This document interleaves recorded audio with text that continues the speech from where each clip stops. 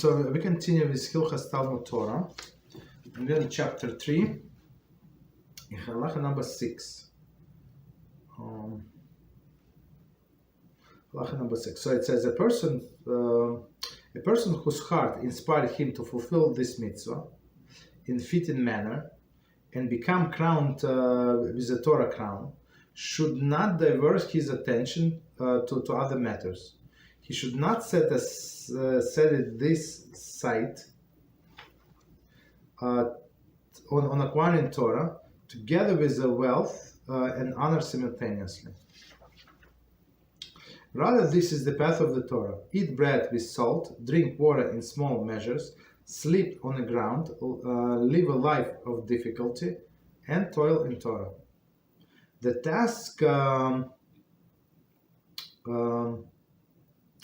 task is not incumbent upon you to complete, nor are you free from abstain from it. So it's, as you know, it's from Perkyos. If you have acquired such much Torah, you have acquired much reward. And that reward is commensurate with the suffering experienced. Okay, so let's go back and try to understand.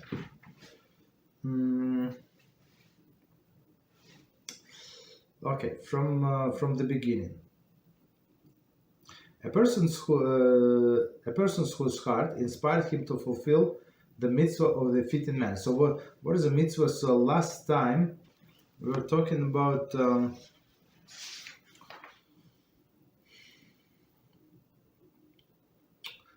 so the last halachah was says first ask for the person's judgment in the world to come, center of the study of the Torah. Right, so we're talking about this mitzvah. So and we said if it's one of the first questions that the person is asked, so we see how important is this mitzvah, right? And especially we said study Torah for the sake of God, right? And even if you're not studying right now for the sake of God, it's going to bring you to the study. You continue whatever you do, continue studying, and it's going to bring you to the study of the Torah for the sake of God. Okay, so now it's even though it's new halacha, but it's continuation what we said before.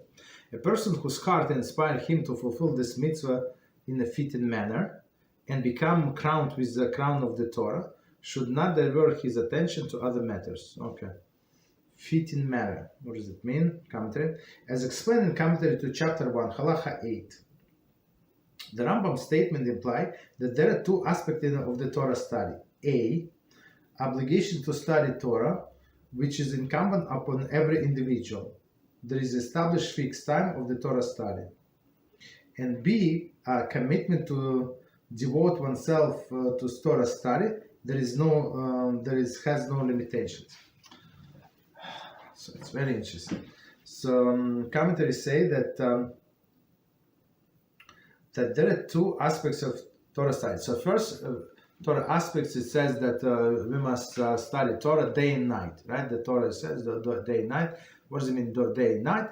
You have to establish some time in the morning, whatever morning is for you, at whatever time is it, but it must be in the morning, and some one portion at night. So I mean, the time is of course up to every individual. Of course, the longer the better.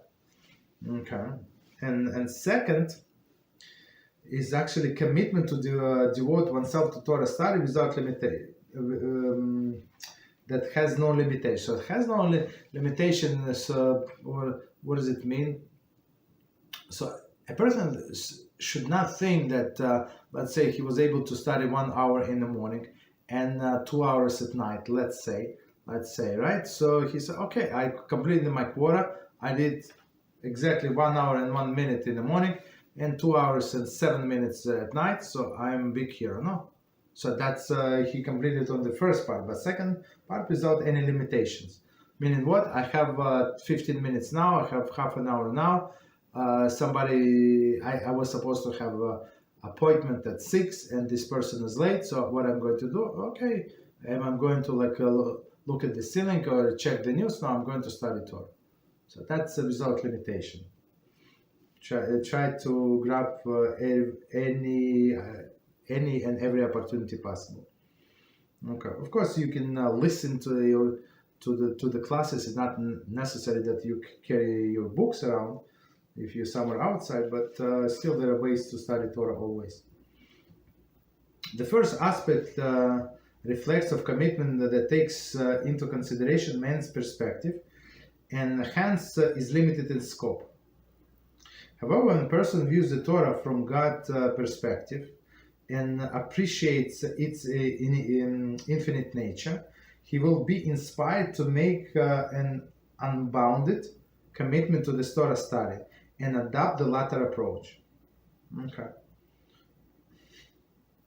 So you start with whatever you start. If you must start, of course, I'm not talking about people who learn here, but whoever is going to watch this lecture, so you start even from 15 minutes for 20 minutes, but it must be committed.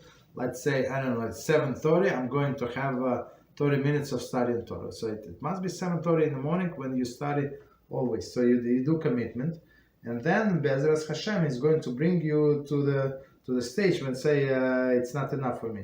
I want to do more. Okay, but these minimums you still keep, right? But your schedule still keep. You can only add, do not subtract. So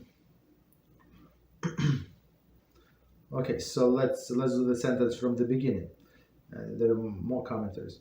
A person whose heart inspired him to fulfill the mitzvah in a fitting manner, we just described the fitting manner, and become crowned with the crown of the Torah. 31. Not the commentary to Halachah 1. So I think there we said there are three crowns that were given in the world. HaShem gave three crowns. One is the crown of the kingdom, right? Kinghood, like only one person who is from the son, who is a family of the David, can be a king, right? Not other people. Okay, so I most likely, I don't want to say most likely. Okay, so we don't know who is from that family. Okay, but it's only one person. Okay, so the Kehuna is a Kohen Gadol. Also, it's you have to be from a Kohanim, Kohen Gadol, or other Kohanim. Still, most people are not Kohanim, right? So it's limited. It's only limited to small amount of people. But crown of the Torah is open to everybody. So as we learn, it's open to. It's like Torah. That's why Torah was given in a desert. Why? Because Hashem is showing us that it's open to everybody. Whoever comes, he can get the Torah. Right. Continue. So one more time, and a person whose heart inspired to him to fulfill the mitzvah in a fitting manner and become crowned with the crown of the Torah should not divert his attention to other matters. 32. On Dvarim 6:7 speak of them, right? The Sifri comments speak of them and not of other matters. Okay. So that's what we're trying to do, right? You have a Torah to learn, so you don't waste your time on other things. Okay. So because of course Satan is going to send you all of these very chilling things and very important things to attend, and somebody is going to call you, person that you haven't spoken for 15 years, and now they want to connect. Of course.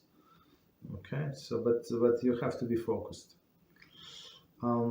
It should not be said he should not set his sights to acquiring Torah together with wealth and honor simultaneously. So let's see what they comment, and then we're going to add. For it is impossible to devote oneself to two different goals. Okay, so you want a wealth, you do wealth. You want a Torah, you do Torah. So it cannot be two at the same time. Hashem can send you wealth when you study in Torah. There is no contradiction. But when a person is trying to achieve, like actively, two things, it's not going to happen.